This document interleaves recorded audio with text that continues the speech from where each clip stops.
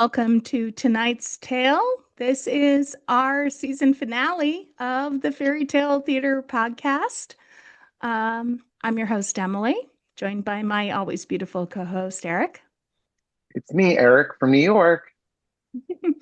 And now we're doing a watch party of a movie that I'm embarrassed to admit I've never seen. So, Eric, why don't you kick us off, huh? Yeah, that is pretty embarrassing, Emily. I'm not gonna lie to you.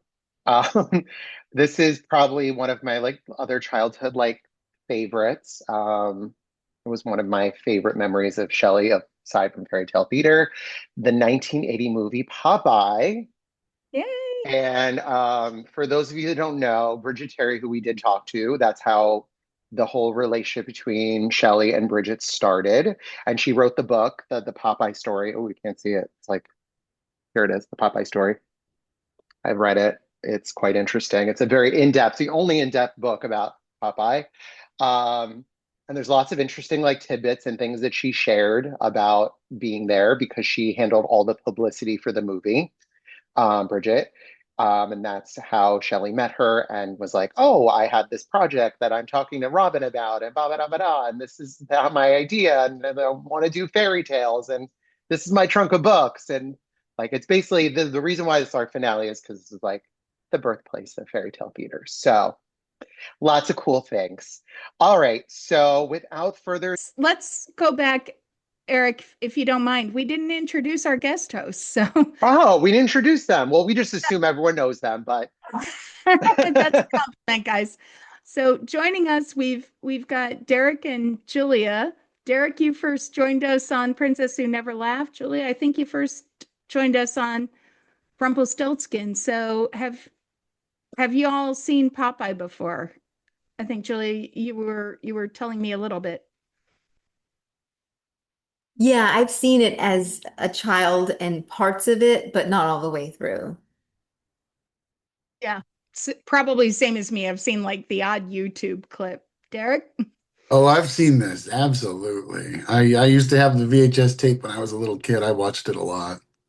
Ah, okay. So, Julia, you and I are in the same boat. Derek, you and Yes. Eric are in the same boat, I think. it's a favorite. It's a goodie. Looking forward to seeing it, honestly. Okay, so without further ado, let's begin.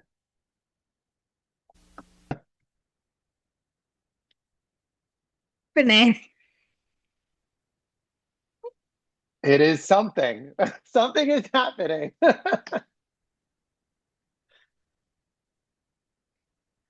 It's a Robert Altman film is happening. That is what is happening. And films. But this is like a fever dream. Someone else go first. I'm too confused. Well, first off, I think what Derek was talking about was the opening credits. Who is the distributor, right? Is that what you were going to say, Derek, earlier? Yeah, the Walt Disney Company had partnered with Paramount for a two-picture deal, and this was one of the two. So the way I think Bridget explained it is that Disney Paramount was going to handle US and Canada distribution, and then Disney was going to handle worldwide distribution. That's how it Yeah, was set up. and you never hear the Walt Disney Company talk about this movie ever. And I had no now I know idea. why. We wonder why. I think even as a kid, right, without any kind of education in music, I recognized, wow, these are terrible songs, if they're even songs at all. Like, there's no song form here at Uh-uh. all. Uh-uh. The plodding rhythm and the lyrics that just sweet, sweet haven.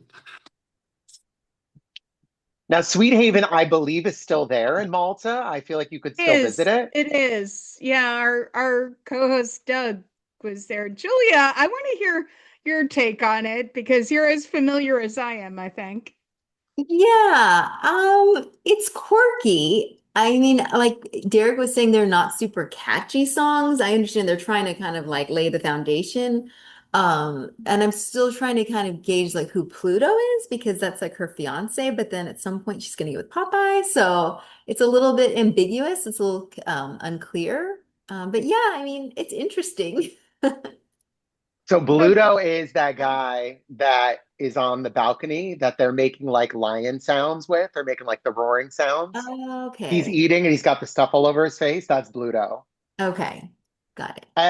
Couldn't help. Bridget said that he really did like separate himself from the cast. He didn't really like associate with them, and he really did eat a lot. He was really a huge man that ate a lot. Yeah. Wow. So Good to know. that really was him. Like, Oh. but yeah, that's Bluto. So it's Confused. kind of weird because you haven't met him yet, and like he's there in the background, but they haven't been like, this is Bluto. But Got he's it. the one that got out there and was like, curfew time, and Okay. yelled at everyone because he kind of runs the town. He's kind of like the scary force kind of person. Okay. Yeah. And he will get a song coming up in Oh. the Oh next yes. segment. Oh yes. And the lyrics are also surprisingly not going to be very complex. I just remember that like when I saw this movie, like the first thing that jumped out at me because of course I saw Fairy Tale the year before I saw this, so I just remember like the when Shelley enters is like a big moment for me. Still is a big moment for me. I feel like it's like a big like entrance. She's like everything is Plus. ugly. Well, nothing is ugly. Like and it's like all eyes are on her. She's like Hmm. so good in this role. Hmm. You There know, Poor was I'll say, Robin. I'm sorry if I'm talking over anyone, but I'll say as a first time viewer, Shelley seems to be the only person who knows what movie they're in. Yeah. She seems 100% understanding her character. She understands the vibe. She knows exactly what movie she's in. Everyone else seems very confused. Okay. Robin Williams seems confused. He's like Yeah. muttering to himself. Yeah. I'm, I grew up 3 towns away from Robin Williams' hometown in Michigan. He and I have the same accent. I can barely understand him. there I'm was some confused. pretty good back and forth during that section that was getting a little choppy, and um, he had a cute line when Olive Oil says to him, "What kind of a name is that anyway? Popeye. Pretty strange." And he mutters under his breath, "Well, what kind of a name is Olive Oil?" Like a salad dressing is what Question. he says or something to her. Like I don't Yeah. remember. It was something like that. Her Did question. did they have to ADR all of his dialogue? If I remember that I read that somewhere. I could believe it. Wait, so that's where they ended up? God, I love you, Robin Williams. I do, but I could barely understand him. It was too much of a caricature. It's Hmm. hard. Yeah, it's a hard thing to follow I for I sure. understand where he was going with it, but I just if the audience can't understand you, maybe rethink it. But he But did the cartoon, did he do a lot of that where he would like mutter to himself? Or I don't remember that. did, but I never had trouble understanding the cartoon character. So No, yeah, he did have the little muttering like habit, Stutter. but when he spoke directly. "Hey, Olive, I'm here." Like you would understand him. Yeah. Ellie nailed Olive Oil though. Oh I yeah. Yeah. remember the original Olive Oil. I'm pretty sure it was the same woman who did Betty Boop. It was the Yes. same voice, and Shelley got it. I mean, I admit I'm probably prejudiced, but Shelley seemed to be absolutely present, getting it, nailing it. Everyone else seemed confused, and I don't blame them. I didn't understand why everyone just started singing the second the credits ended. I, the songs don't seem to fit. It's like they're they're trying to be a cartoon and a Broadway musical, Musical. and then we're Mhm. supposed to be invested in Popeye's dad. I'm getting a little lost. Well, this was something of a reaction film because Paramount had really wanted to get the movie rights for Annie, the musical. And Ah, when that failed, they were like, "Well, what other comic strip can we do a movie musical out of?" And they happened to have access to Popeye. it Mm. actually explains a lot, and I wouldn't say Annie necessarily succeeded that much more. Ooh. With all due love to Aileen Quinn, that movie just didn't quite live up to its source material, I think. But I get it. I get it. Now, the funny thing is that they were not the original ideas for the roles. So they were really trying to get Dustin Hoffman to be Popeye. What? And No. then I do not see that. that was what they were trying for, really, really trying. And then they got Robin. And then after they got Robin, they were like, oh, we need like some other really big like comedian after they got Robin, after Dustin Hoffman backed out and it ended up being Robin. So they got they were really trying to get Gilda Radner Yeah, that's right. to be Olive Oil. Michigander girl. So that's what they were trying for, but that for some reason didn't work out either, and it ended up being Shelley. And then, you know, Was that around the time Gilda was diagnosed with cancer? Would be my guess. 1980 was when when it Oh, came out. okay. It So they might have were been a little filming like before. 79. Might have been a little before. Okay. Yeah, that would have been around the time she'd married Gene Wilder. Mhm. Yeah. Okay. Might have just been scheduling then. Yeah, it was probably And just scheduling. fun little crossover. The guy who plays Bluto plays one of the uncles in the movie Haunted Honeymoon with Gilda Radner and Gene Wilder. Oh. Oh. Okay. I recognized Donovan Scott right away. Oh I yeah. recognized Paul Dooley. Mhm. And I'm pretty sure I recognized Richard Libertini from Sleeping Beauty. Did I get his name right? Yep. Yes. And did you recognize Okay. Nana Oil, Olive Oil's mother? She looked familiar, but I couldn't place her. Who was That's from the pilot episode, Tale of the Frog Prince. That's Griselda and Queen Beatrice. my She played God. both. Oh, okay. My She looks God. I familiar. knew I knew her. I knew I knew. Yes, she was the dual role in the pilot. Just I Wow. wrote it down. I'm like, I know her. There's just so many fairy tale theater people on this. Like it's great. I love it Mhm. so Doing my much. best to keep up. Okay. You're doing great, Emily. It's fun to like see who's in it that's also in fairy tale theater too. Oh my goodness. There's so many. Hmm. This is like a fever dream. I'm There is so much buffoonery and clowning going on. It's like, oh, Very just slapstick, yeah. yes. um And I love the costumes. I do love the costumes. That was Mm. one thing that they're great. Bridget pointed out.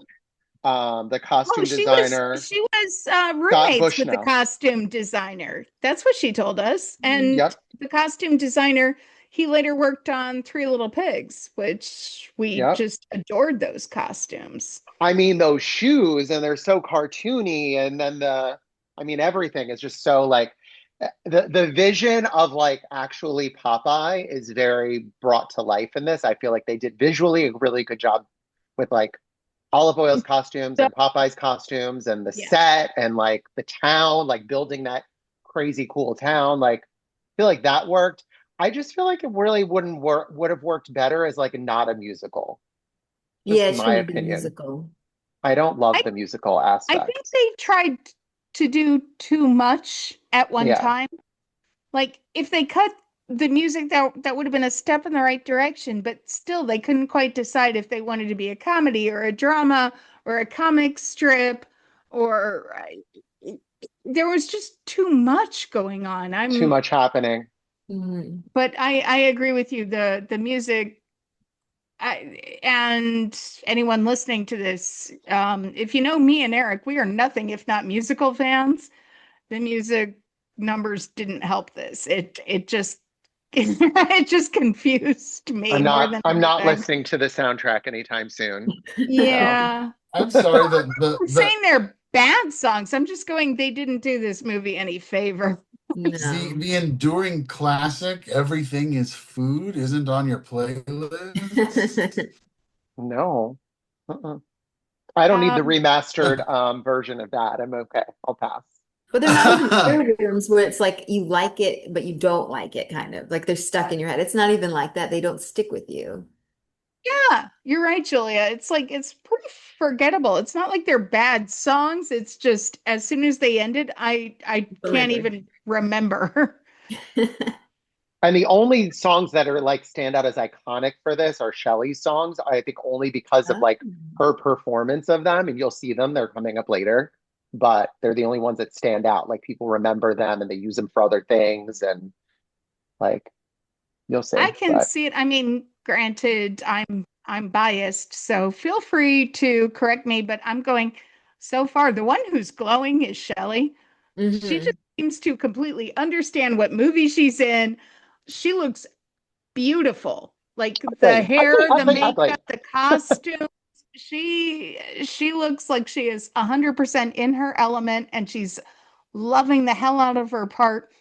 Everyone else in the cast kind of seems a little confused about the movie and fair. I'm a little confused too. Shelley seems to be the only one that knows what's going on. That's my take, but granted, I'm biased. I strongly suspect that the script for this film was a one-pager, and they just told him to fill it all in. Just a one pager and then the song lyrics. Yeah. Songs. See that? And they were like, have fun. Just go for it. And I understand now why Shelley was so proud of this movie when I talked to her. I also understand why Robin kind of disowned it. Well, she was not really, when she was cast in this movie, she wasn't really like, people didn't really, like, Altman really had to fight for her to be in this film because Yeah, she was she was just one of finishing Altman's. filming. Yeah, She was just she finishing wasn't no. filming Shining. Shining didn't come out yet. That was going to put her Right. on the map. And then this, of course, was Yeah, a she big was one role of for her. Altman's character actresses at that time. Shining hadn't come out yet. Yeah. Hmm. He also got Dooley in this because he was one of his repertoire actors. He was one of Altman's repertoire actors. There's a few of them that And Altman liked Shelley to use. always loved olive oil, like her whole life, long before she knew anything Yeah. about this movie. She Mhm. collected olive oil. It was like her thing. She Aw, had a big olive oil collection. She was made I for the love that. role. I couldn't Yeah. imagine anyone else playing it. Well, I mean, it kind of makes sense why Robert Altman fought for her to get the part because he knew Shelley and knew how she Mhm. felt about it. Oh yeah. Yeah, he had to fight for it, but it was worth the fight because that was perfect casting. That was everything, I think. Mhm. Okay. All right. Are you ready? Yeah. I think we're taking off at the party, I think. This is like the party scene. So Let's go. come on.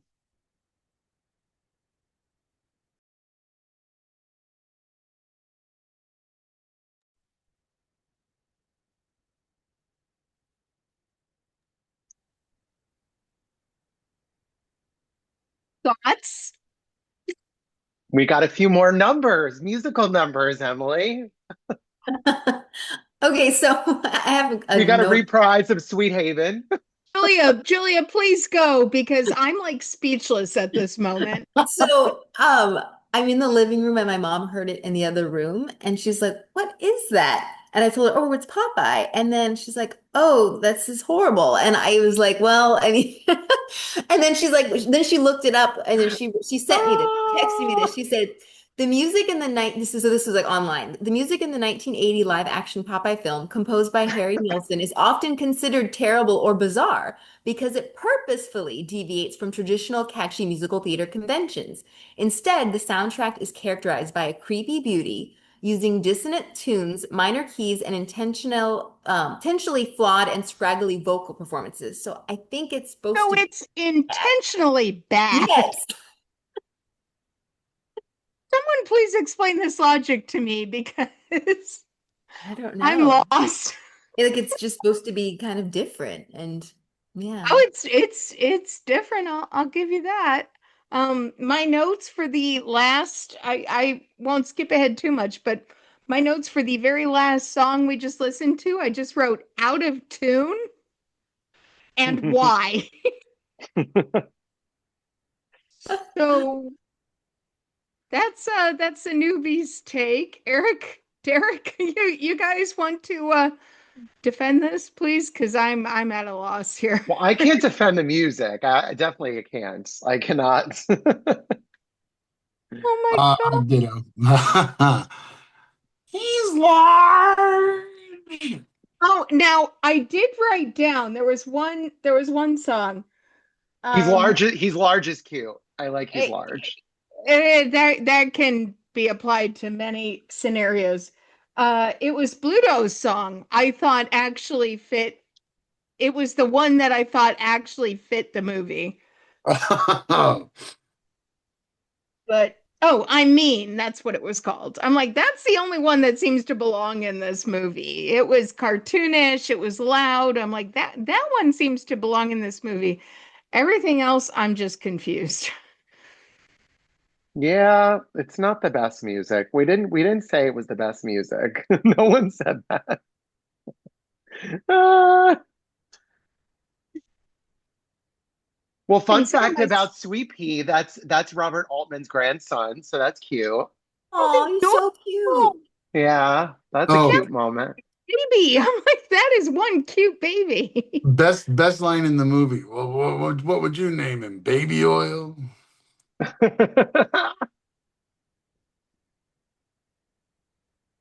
That's so funny. So hope that was his family nickname when he was a kid. I so hope that. I'm a Okay, mudda. I'm a mudda. so we started with that party scene, and I wrote down, why is it so awkward? Um, and why were there so many close-ups on shoes? Um, I don't know. Everything seemed very awkward at that beginning.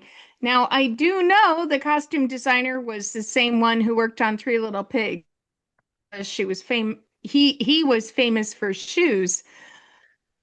But it seemed like there was an awful lot of close-ups on shoes during the party scene and during Shelley's song. It was all about focusing on the shoes, which were pretty shoes, but why are we looking at shoes? Probably because they had to spend so much money on those shoes. They really want to showcase them, I guess, you know?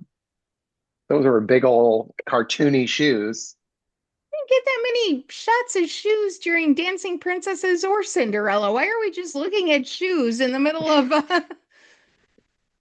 it just seemed weird to me. That's an Altman question.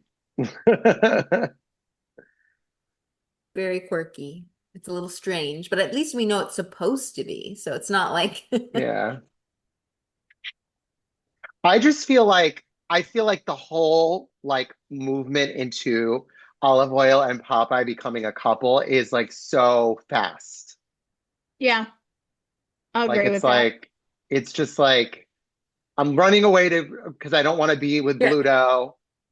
I'm sitting here, I'm talking to you. Oh, here's a baby. Oh, now it's our baby. Oh, here we are. Like, Logical. like it's just it's Baby. very, very fast. The baby broke the ice, and then now they're like a couple goals already. Now they're couple goals. And he's like, oh, he's got my eyes. No, he's got Yeah. my eyes. Like, he doesn't have anyone in his eyes because he's not, No, but I he's the really baby. either your baby. You found the baby. This is like my father's logic. Okay, Eric, you know my dad. It's like, oh, Emily and Eric get along really well. They should get married. And we're like, yeah, that's not going to happen. But in my dad's world, it makes sense. Yeah. Dad lives in Dadland, but it's kind of that same, well, point A, point B, I'm just going to connect it to point C. Doesn't matter. Mhm. Cute girl, cute guy, baby. ABC, happy family. Yeah, Makes perfect sense. makes sense to me. Yeah. Yeah, I'm struggling with this movie, but I'm a You're first time viewer, so I feel like I should sit back and let the experts talk. Well, as fun as it has been so far, you will never guess where it's gonna go next. Kidding me? It's it it's gonna gets get weirder. it gets crazier. Yes. Oh, it gets crazier. I will say the Julia, I'm scared. I don't remember what happens. I don't know. if I understand right, the reason for the weirdness that is about to come occurs the way it Don't give me a does. spoiler. No, I'm this like isn't a the spoiler movie's of anything. and not.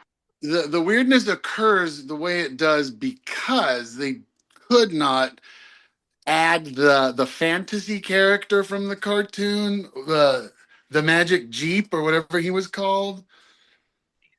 Do you remember there was some creature, some magical creature? Well, they didn't have a budget for a magical creature, but we'll get some weirdness. Yeah, it gets really weird. I remember that. Oh, okay. I mean, I remember watching the Popeye cartoons when I was a kid, and I liked Popeye. I am not getting Popeye from Robin Williams at all. I see him, first of all, what's with the blonde hair? Just Popeye was bald for starters. Just shave his head. Or I don't know. I don't know. I'm not getting Popeye from Robin Williams. I'm not getting that at all. Olive oil, Shelley's nailing it. They She spent a is, lot of the budget on the costumes and Sweet Haven. That's why they ran out of money, Derek. yeah, Ah, but That's why they couldn't do anything else besides this very fun ending, which we'll get to later. my I'm sorry. You know me, I need to unpack some things. My feeling so far, I think I understand why Shelley fans love this movie and why Robin Williams fans don't want to acknowledge it. I think I understand that He because has finer moments in his career than that. God, I love you, Robin Williams. You and I went to the same Episcopal church in Plymouth, Michigan. May you rest in peace, but this was not your finest moment. This was just bad. This was bad. I see what he was going for, but it didn't work. Shelley was 100%. She knew what movie she was in. She knew what character she was going for. She was 100% on the mark here. This was not Robin Williams' finest moment. I'm sorry to say to my fellow Oh, Michigander. Uh, so this guy on the screen, this is Richard Libertini, right? Is this from recognized him right away. from Hey, Sleeping Beauty? Pluto, was he anyone in? Because I did not recognize him. he was Um, not in anything that I can think of from fairy tale Yeah. theater. no, not anything from Fairy Tale Theater, but Okay. The wrestler's mother, she looked Oh, familiar. that's Linda Hunt, famous famous small actress Linda Hunt. Yeah, Linda Hunt? That was Linda Hunt? yeah, Linda Hunt's the tiny one. She won Best Supporting Actress for a drag role, right? yes. She played a Filipino man. Right. Okay. yes. Yeah, she was in a lot of things back in the day. Kindergarten Cop. She she's been awesome, lady. Well, was she's still alive? God bless her. Yeah, I think Yeah. she's got a pretty long running role on one of the NCISs right now. Good for her. Oh wow. She's little lady, but And she's she very recognizable. Yeah, she must be like 4'11" or something. She's short, but yeah, I remember her as the principal in Kindergarten Cop. Oh yeah. Yeah, that was a great role for her. Is there anyone else we recognized? Uh, Anyone else that popped up? I got a question. Where's Stan Wilson? I know he was in this somewhere.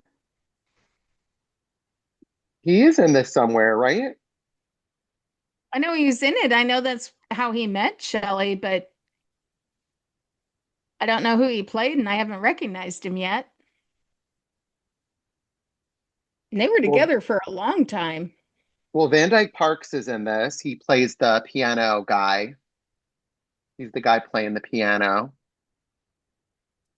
Oh, he was in Frog Prince. He was the minstrel with an attitude. Yeah, he's in this. Bridget mentioned Van Dyke Parks. She liked him a lot. Yeah. But I thought it anyways, was Julia, what's your take on the movie so I far? thought it was really cute when the baby came because I felt like that kind of brought him and Olive Oil together. But also, like, I feel like Robin is ad-libbing with the baby because there was just certain things like the baby would do and he would say things. I'm like, I don't think that that was like in the script. I feel like there was like some improvisation going on there. I agree with you. There was a lot of like stuff. Well, as some of you know, Like I when the just baby goes accompanied. like that and he goes, "Baby, yeah, you're a baby." Yeah, Yeah, and taking he. the thing. I've So got a new cute. baby nephew, and those are the kind of intelligent things I say to him. They're Yeah. so cute though. It's such a cute No, moment. it's stupid, brilliant lines like, and you're going to be a nuclear physicist, aren't you? It's just that kind of stupid stuff we say to babies. I Yeah. agree with you, Julie. I don't think that was scripted. No. I will say there's a shot in this bit that we've been watching that I love. And that's when Bluto is super pissed and he opens his eyes and he's literally seeing red. And so the three of them, their costumes are totally different. The set is red. Oh yeah. Yeah, that's a great Moment. moment. That was And cool. that is the Japanese movie poster, is that shot. Really? Oh yes. Decide if I liked it or hated it. I was very middle of the road on that. I'm like, was that a good decision or a bad decision? I truly couldn't decide. I was so well. That was a decision that happened. That was a poster shot in Japan, really? Isn't that, yeah, Popeye and Olive Oil holding the baby with that stunned look on their faces in the red costumes.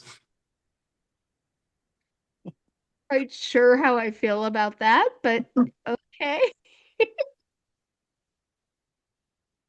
I guess there are worse shots to. I'm so confused. It's a great moment, but I don't know if it stands for the movie. Like, I'm so confused. This movie has me very confused.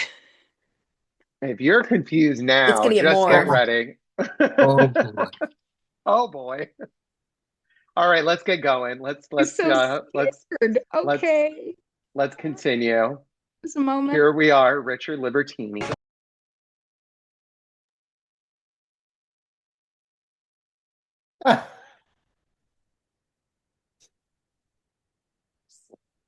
We didn't even get to the weird part yet.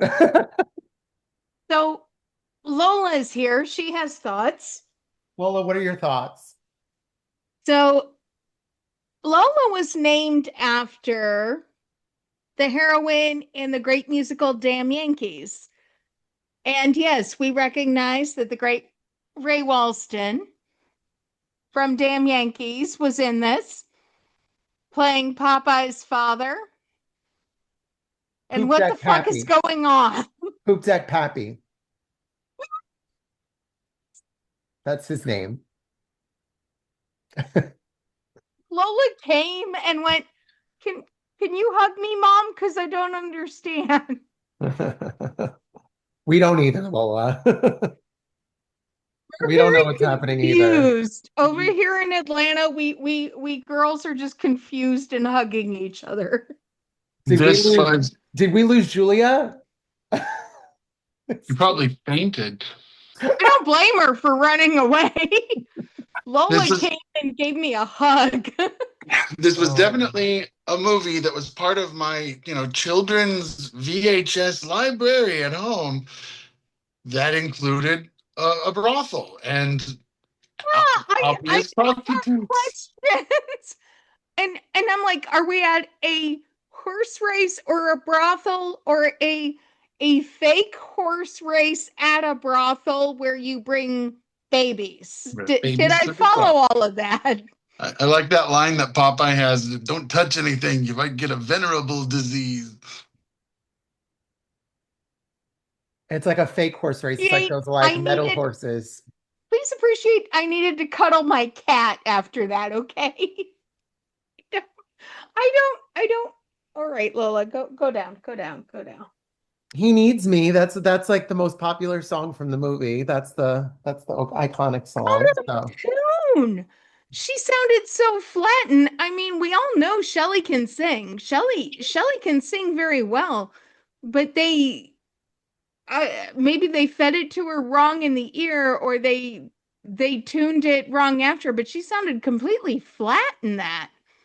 well, I think she's supposed to, because she's supposed to sound like the character. She's supposed to sound like Olive Oil. So That I don't follow. Why in a because Olive musical would Oil's like, intentionally? oh. Why in a musical would you intentionally make a character sing flat? I think this is just poor musical direction or editing better than direction, because I Yeah. think the song was fine, just how they put it together. She sounded completely off the background music. I Did you think hear they put it Sweet Pea? together Did you notice completely Sweet wrong. Pea's lullaby where it was like Robin like fumbled on the words, like he clearly messed up. It was clearly like not correct, but they just kept going. I'm like, hi Julia. Sorry, I was feeding my kitty. Are What you did I No, are miss? you're like, oh no, did Julia run away? No. You missed it. I was hugging my cat. I'm like, I need support right now. Oh. Because this It was rough. is this was rough. This I still say, I mean, we all know Shelley can sing. She can. I Mhm. mean, I'm not saying she could sell out Carnegie Hall, but she could carry a tune just fine. And they edited her very flat. They that they did her no favors. I can't quite explain it, but the song, it's not that the song was bad. It's not that Shelley can't sing. I think they just edited it wrong. But she sounded very flat to me. That bothered me. What did you think about Pappy's song? So you guys go and I'll just chime in because It's not easy being me, master of me own destiny. honestly, I'm just sitting here shaking my head for most of the last segment to a point where I'm just going, Lola, come here, give me a hug. Because what the hell's going on? And we've got seriously, this happened. I did not have a fever dream. This happened. We had Ray Wallstone, who played the devil in Damn Yankees, and he's Robin Williams' lost father. Pappy. And okay, so I am remembering this correctly. Uh-huh. While we had a psychic sweet pea, And there was a horse race on a fake bunch of horses that they put this bet in a bordello that they took a baby to. Am I remembering this correctly? Correct. This is all correct. It's all accurate. Because this is totally normal behavior. Hmm. I don't know what you're not you're not understanding. I mean, They're little metal horses, Emily, like in the fair. well, I've that makes it better. Okay. I I've mean, seen when that I've seen that game in an old casino in Vegas. You can still play it at I forget what it's called. It used to be called Fitzgerald's. Oh, I get it. Okay, so when I take my baby niece to a bordello, it's okay if we're only betting on fake horses. Exactly. Got it. Never mind that there's cigarettes and hookers everywhere Booze. Yeah. and booze. Horses. I mean, if I took my niece to a bordello and we were betting on real horses, that would be That's no. inexcusable. That's a no. I'm That's a calling no. CPS. Yeah. But you wouldn't bring your child there because your child's not psychic. So your niece is not psychic. So you would not need Not her that we there. know of. I stand corrected. Yeah. So you can only take babies to bordellos if they're psychic and they're fake horses. I got this correct? Yeah. All of it is correct. What the hell is wrong with this movie? There's a lot of things wrong, Emily. That's why this movie bombed and it did not do well. You don't remember this plot line from the comic strip?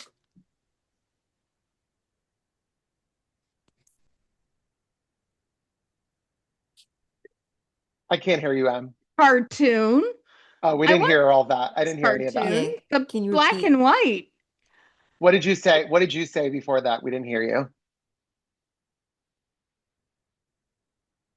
I watched the 40s cartoon and it was pretty simple. There was olive oil and there was Popeye and he ate spinach and he beat up the bad guys and he got the girl. It was pretty straightforward. I don't understand the bordello at all.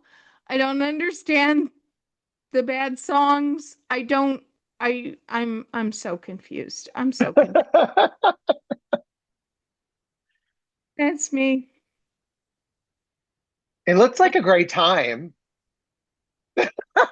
Now that's a different conversation because I do know what went on behind the scenes. But Julia, you are my sister in this. What do you make of this train wreck? Yeah, I'm with you. It's very confusing, and I'm kind of like, why did they take the baby? And then I was like, okay, it's because he's psychic, and then now he's like reunited, like Popeye's reunited with his dad, but then I'm also like wondering like what happened? Like, do they, if there's more of a backstory there? There's just, I have a lot of questions, I think. It's like, are we supposed to be in a comic strip, or are we supposed to be in like a mystery, or are we in an action movie or a music? Comedy, I am so yeah. confused. The tone is all over the place. And I still say Shelley Duvall's the best thing in this movie, except for that song that's supposedly her big number, where she sounded completely flat against. Maybe it's because I'm a singer too. She just sounded flat throughout the whole thing. And I don't think that's her. I think it's Well, that's like Julia how said. it was meant to It's meant to sound be. not good. Yeah. she's meant to be a bad singer in a musical. Yeah, because like Julia read that it was supposed to be like just very cartoonish and just bad And off key and and off key and not dissonant. like yeah. Yeah. I disagree with that choice completely. If that was an intentional choice, I mean, you can make a musical with intentionally bad singers. Okay, I'm looking at you, Daddy Warbucks. Okay, you can do that, but why would you take an actual good singer and edit it around her to make her sound bad? Just have her talk through it or something if you don't want to make her a good singer. I'm getting defensive now about Shelley, okay? I think it's like supposed to be imperfect because he said flawed and scraggly vocal performances, and they're supposed to be off key. So it's supposed to be maybe more real rather than like perfect, like musical style. I don't know. Okay, you guys It's are like saying so bad, it's good. maybe, I don't know. maybe I might just be getting too defensive. Derek, hello, buddy. How you? I'm remembering why when I would watch this as a kid, I'd start to tune out about halfway through it. But I'd still put it on all the time, even still. And also I'm remembering I had this VHS print and it was I did not realize this was such a widescreen film. Because of course, you know how they always would chop everything for home video back then. And the picture was absolutely not only chopped, but distorted. It was really smushed and vertically stretched. So this is actually the first time I've seen it in its appropriate aspect ratio. You know, Derek, I'll give you that. It's a beautiful film, like Mm-hmm. cinematically and on location. And Oh, the set is just gorgeous. It's so it like is. realistic, and so you could see so much money put They into were it. all in Malta. Bridget remembered it. Shelley remembered it. They were all in Malta. And Shelley remembered meeting the president or whatever it was of Malta, whom she didn't like.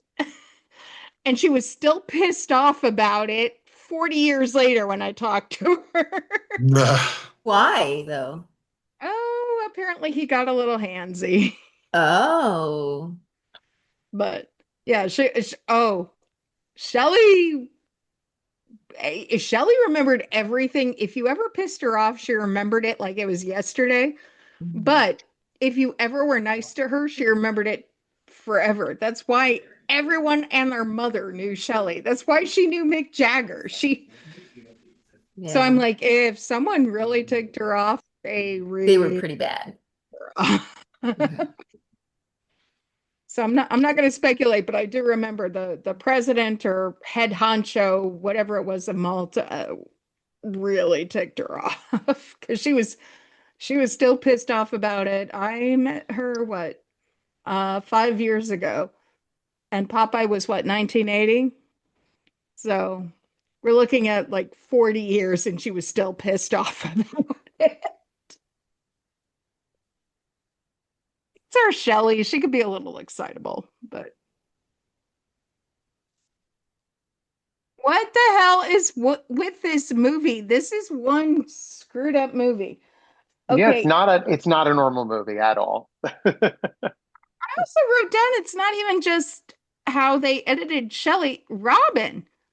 We know Robin can sing. He sang Friend Like Me in Aladdin. He was awesome. Why is he edited as a bad singer too?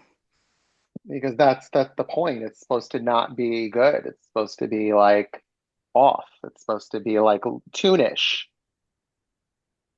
Does that That's make why. sense though? I mean, you can still have a musical and have them supposedly not be good singers, but still not insult your audience. I'm just slowly shaking my head. I should I mean, stop. I agree with you, which is why like the I mean, like I loved the musical Boop is like, she was like everything was so over the top, like when she came to the real world and all of that and that musical, but she's still like a beautiful singer and you could see why she's who she is and she's Betty Boop and it's like I feel like that's a Was very she different was take. also the voice of Olive Oil, right? The Yeah. original voice of Yeah, Betty Boop was the original yeah. voice of Betty Boop. Yeah. So I mean, you could have taken it that way, but that's the way that they took it is that everything is supposed to be off and skewed. Like even Altman told Shelley when she was doing He Needs Me, she said that he wanted the he didn't want the dancing to be slick. He wanted to be somewhat off because that was the thing about Olive Oil, that she's like awkward and you know, like that's like her Lanky and characteristic, lanky and gangly, not yeah. like he wanted her to kind of like stumble a bit and like not be walking perfect and not skipping perfectly and dancing perfectly. And Mhm. also, Shelley, apparently they were having trouble with this scene. They took a lot of takes because they were having really bad wind, apparently. And they said the scene used two cameras, consuming 34 takes and nine different setups. And they didn't finish filming this till 4:30 in the morning. Oh. Oh So Shelley might have yeah. been over it. And this was a live take. It was not Yeah, that might pre-recorded. explain when she talked to me about it. She was just cranky. She was kind of, it sounded like she was over it. 34 takes for 4:30 in the morning, live. Yeah, I would be over it. I mean, I didn't really talk to her about Popeye, obviously, because I didn't know Popeye, but I did talk to her about The Shining. And Kubrick was very famous for doing take after take after take. And I did ask her about that, and she's like, "Hey, I had Jack in my corner. He was my partner, and he stood up for us. He was going, we'll do multiple takes, but don't do take after take just for doing take after take." And that's why she adored Jack Nicholson. She Mhm. loved him. And contrary to what would say, she didn't hate Stanley Kubrick. She said he had his process. He did it for a reason. That's what she said to me, but that's kind of what I'm picking up on. Take after take, it's not easy on her, but she kind of understood why they did it. I mean, you Um, could tell they filmed these live. You could tell that these weren't oh yeah. pre-recorded tracks. So Oh, absolutely. But even I I think told that you that mural in pointed the out. background could have been taken down a key to match her a little better. I'm getting defensive of Shelley. I'm sorry. Well, this is going to be the final scene, Em, and this is really gonna. If you think this has been weird, buckle yourself in for this final scene. Now, mind you, this final scene, like Derek said, this was not the original final scene that was supposed to happen. Okay, because they Well, that's going to make me feel better. Okay. so this was what they came up with in the meantime. Julia, But Julia, have my back here. Am I the only one feeling like I, I'm not even drinking and I feel like I'm drunk watching this? What the heck is going on? Yeah, no, I agree. I agree. I mean, I think that like Robert Altman, he was just trying to do something that was like kind of different, like no one had done, but it doesn't really like, I don't know, translate. I think maybe his vision for it. With you, it's experimental. Uh-huh. That'll It's give kind you. of like watching like Rip Van Winkle or something, where I'm like, what? Like parts of it. I'm just confused. That's a that's an excellent point. Like Rip Van Winkle, Thanks. we're like, well, that was an experiment, We and not tried. He all tried. experiments work. Exactly. That's a good take. All right. I'm sorry. Thanks. We need to finish this. all I'm right, sorry. let's wrap this up. You ready, guys, All for this right. final I'll sequence? shut up.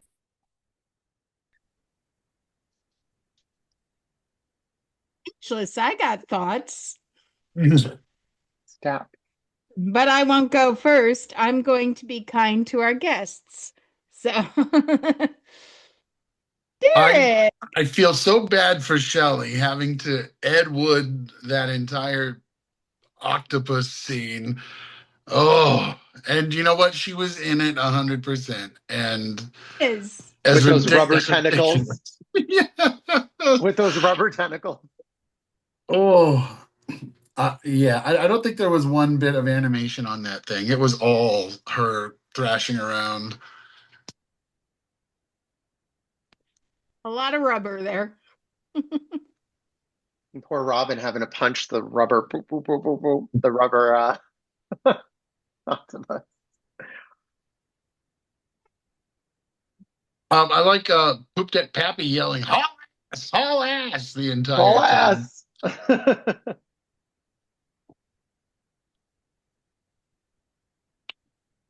I Okay. know. I'm kind of like, what? Like, What did we just watch? kind of like, yeah. I mean, and the octopus, like, it looks so fake. But I mean, like what Derek was saying, she was in it. Like, she was really Oh, yeah. like thrashing in the water. She probably was like cold after a while. Um, yeah, I was like confused by a lot of it. I didn't know. I was like, I don't know what I'm watching anymore. But at least like it kind of made sense when at the end he got the spinach and I'm like, okay, so he got his strength and everything. But I don't even know. It just seemed kind of fake, which is like, oh, my hero. And like not her, but like the script, like it didn't seem very like authentic.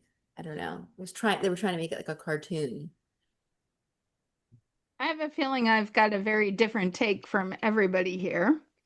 But before I go into my take on the last couple of scenes, may I point out the tax collector, Donald Moffat, what the hell? He was just doing his job. He didn't do anything wrong. And he got thrown into the ocean and they threw a parade. Okay. He didn't do anything wrong. He didn't deserve to be thrown into the ocean. Not all of us who work in tax collections are bad people. I feel the need to point this. He was villainized. Mhm. Sitting there going, she doth protest too much. It's tax season. I might work in tax and I might be a little defensive. Okay. But I'm like, seriously, they threw the tax collector down a cliff into the water and they threw a parade. We're not all bad people. Sweet Haven, Right? a town full of tax cheats. Taxes. Take it up with your representatives, not the collectors. Dang. Okay, sorry, I'll let that professional part go. The end spot where, yes, it's different from the rest of the entire movie. Okay, show of hands, how many of us grew up watching the original Popeye cartoons? Because I did. Yeah, I I used to did, see him yeah. on TV all the time. Okay, yeah. See, I loved the ending of the movie because that's what I remember from Popeye. I remember it from the 30s and 40s, and he ate the spinach and he turned into a superhero and would beat up a sea monster. That's what I remember. And if I were sitting in a movie theater in the 80s, that's what I would have expected. I would have been sitting there waiting for that the whole time. So if the whole movie had been like that, cool. But they tried to make it a musical and a drama and an action adventure, and he lost his father. And And but found him again. yeah, if they'd just gone for the silly and the ridiculous, over the top action humor, I would have been there. But Yeah, this movie has like 40 small plots, and and like yeah. 12 different tones. I'm like, do they want to be a musical? Do they want to be an adventure film? Do they want to be a deep, dramatic find my lost father? Do they want to be a romance? Do they cannot decide.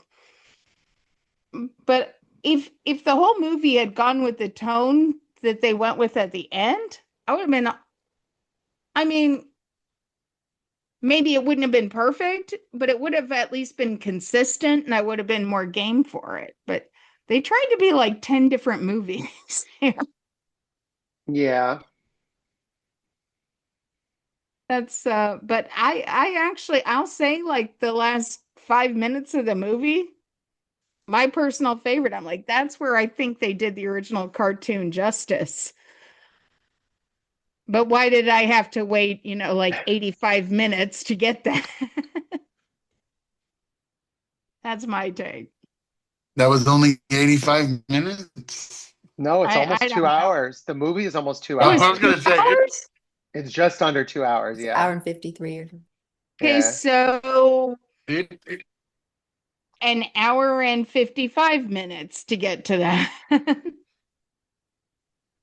you feel every minute of that. It is a Long. long watch. It's long. Oh, yeah. And a lot of it could have been tightened up. And a lot of the songs, I mean, to be honest, we really didn't need, I don't think you really need to be a musical. I think you're I 100% did. right, Emily. Like, it didn't need to be a musical. Without the songs, it really doesn't the songs don't really add anything, you know? I don't think, for the I think most it just part. slowed it Runtime. down. Yeah. Runtime, yeah. And I'm sorry to say it to my fellow Michigander, but Robin Williams, this is not your finest moment at all. Oh, Shelley, yeah. fine. Like I loved her performance. She was perfect as Olive Oil. Robin, my boy, not your funnest moment. Who do you think like would have been good in the role? Because it's kind of a hard role. I'm not even saying anyone else would necessarily have been better. I just think he was badly directed. Yeah. I think he took it too, he was trying to be too cartoony. You couldn't even understand him. It didn't seem like real. Yeah. Yeah, I don't think he took it the right way. And I honestly I kind of blame the director more than him on that. But Yeah. They had to go no. back and dub some of his stuff because apparently he couldn't like that. You couldn't. This was after dubbing, like Oh, wow. that. It was apparently like harder to understand him. And Julia, correct me if you're from Northern California, right? Yes. Okay. Now, Robin Williams grew up in my hometown of Birmingham, Michigan, and then he moved up to San Francisco near you. Oh, So I didn't know that. he grew up between your hometown and my hometown. I could barely understand him. Could you? No, I couldn't. I thought he was doing his best, but maybe like you said, it was the direction or what he was given. He was doing So, it too cartoony, I think. yeah. There's a famous story. My girl Pam Dauber, she's from Farmington Hills, Michigan. And the very first time she met Robin Williams, he's from Birmingham, Michigan. She's from Farmington Hills, Michigan.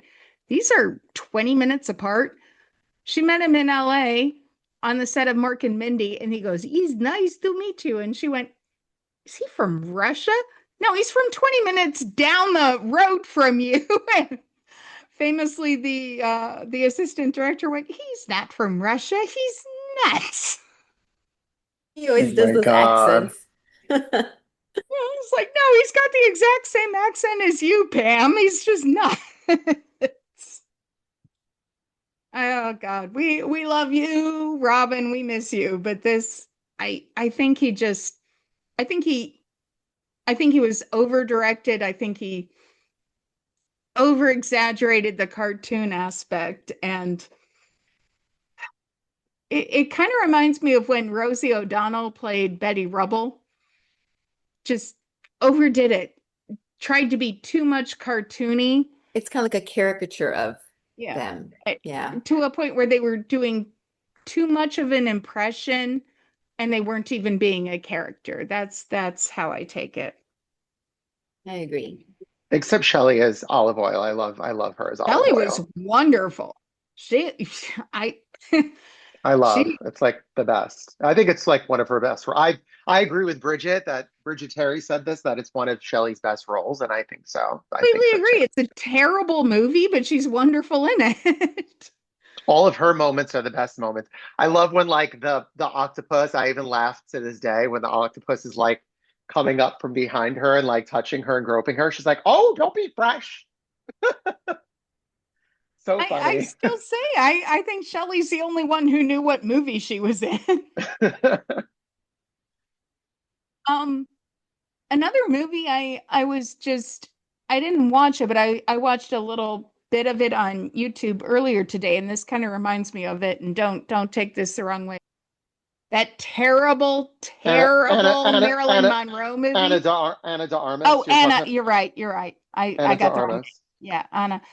Okay, that terrible, terrible blonde movie about Marilyn Marilyn Monroe. Monroe. Yeah, it was pretty Awful bad. movie, but the That's lead bad. actress was spectacular in it. She was nominated for an Oscar for it, Yep. deservedly so, and it Hmm. won the Razzie for worst film of the year, deservedly so. It was a You can bad. have a great It was a bad performance, movie. terrible movie. Oh, it's a bad movie. Oh, it's awful, but she was wonderful. Yeah, she's great in it. Um, yeah, that's Yeah, that's that makes sense. not to put Shelley on the same level of blonde. That's ugh, that's No, Bridget did say she said that Shelley should have been nominated for this movie because she said that her performance in it is like beyond, like it's so good. So I agree, it stands for out. a It's the only thing Golden that's Globe. good. I Yeah, could see her for a Golden Globe. Maybe not an Oscar, but a Golden Globe, definitely. yeah. But Robin Williams, I totally understand why Robin Williams fans don't want to own this. and I understand why Shelley fans love this. Completely understand now. Derek, what do you remember about this movie? Like, because you watched this a lot growing up, like I did. So, I remember also particularly liking Shelley's parts. I think even as a kid, it occurred to me that this movie's not as colorful as it could be or should be. Like, other than some of the costuming, and it's only some, everything else is just so gray and brown in here, and it doesn't feel like a Popeye cartoon to me. yeah. So you guys that grew up with it, did you like sing the songs from it, or what was the really memorable thing for you guys? Definitely no singing. Now that I think of it, I think I really did like the horse racing segment. The That and then I these ladies with all the pretty makeup and outfits. I don't know who they were or what they were doing, but bordello. Hello. I don't know who they were, what they were Derek liked the doing. bordello. Got it. Hi, pretty ladies. Like, they seem really nice. They say hi to everybody that comes in. They're so friendly. I hate to burst your bubble, but they're friendly with everybody. Almost like they got paid to do it. Hospitality hostesses. Oh my God. Derek, that's just, you don't know how tickled I am at that answer. I'm just picturing like 9-year-old Derek going, they seem so friendly. And they wear such fun outfits. Wow. I love it. I love it. So funny. No, I remember just like I remember the scene that you liked, Emily, being like the scene that I liked the most too, was the end scene. I liked the end scene the most because there was the most action. There was, the fighting between Popeye and the bad guys, and like it was just like it was the moment. So Ridiculous, but it seemed the most loyal to the cartoon. Because the yeah, cartoon was ridiculous, people. I could have done without the octopus. Like that was a little really special. The I rubber think it went on octopus. too long. And he's guarding like Happy's Even Hoop Deck Shelley's going, Happy's. I mean, how many times can she go, Oh, oh, oh? Yeah, that went on too long. I mean, I think it was a good sequence. I think it was just it went on too long. But I loved him singing at the end, honestly. Because that's when I felt, oh, you do remember what cartoon you're supposed to be adapting now. yep. Why did I have to wait 2 hours to get you to eat your spinach and actually be a superhero? Why did we have to go to a bordello and meet your long lost Because it's father? the part of the journey, Emily. It's a I wasn't journey. Life is a interested. journey. You know, I don't need to know that much into Popeye's psyche, It's the okay? hero's journey.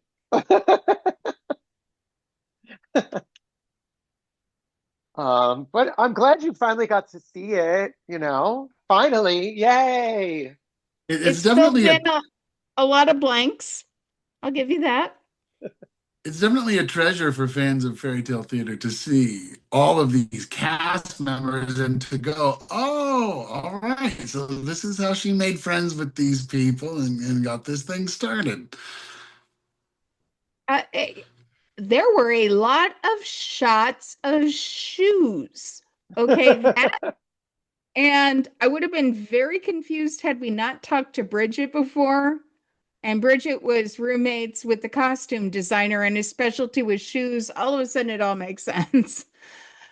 There's a But lot of shoes. there's a lot of shots of shoes. Like even in the middle of a song, they just cut down to shoes. Even during the action sequence, there's like Shelley's shoes underwater. What's with all the shoes?